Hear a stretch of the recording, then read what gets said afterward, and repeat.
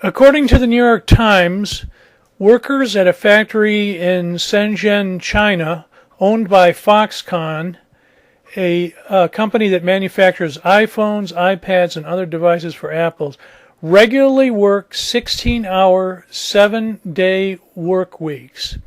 They stand until their legs swell and they can't walk, and they perform repetitive motions on the production line for so long that some permanently lose the use of their hands.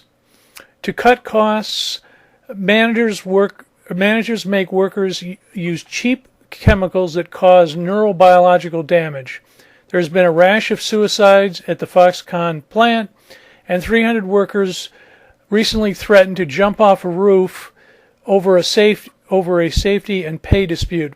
In short, as one former Apple executive told the New York Times, most people would be really disturbed if they saw where their iPhone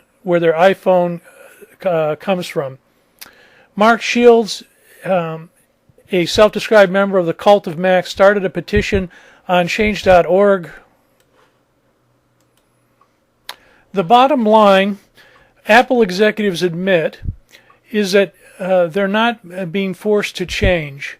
One current executive told the New York Times that there is a trade-off. You can either manufacture in comfortable worker-friendly factories, he said, or you can make it better, faster, and cheaper, which requires factories that seem harsh, by American standards. I would say slave labor almost. Yeah, they're called sweatshops, and we've had them in the United States, and they're all over the world, and surprisingly, it's a lot of times it's women doing this work, and they're very poorly paid. So you can sign the petition, or you can just not buy Apple stuff. That's another option. Sign the petition. I'll put it up in the information box. Boycott Apple. And when you pick up your Apple phone, you can think of these people working 16-hour days, 7 days a week, and then falling over.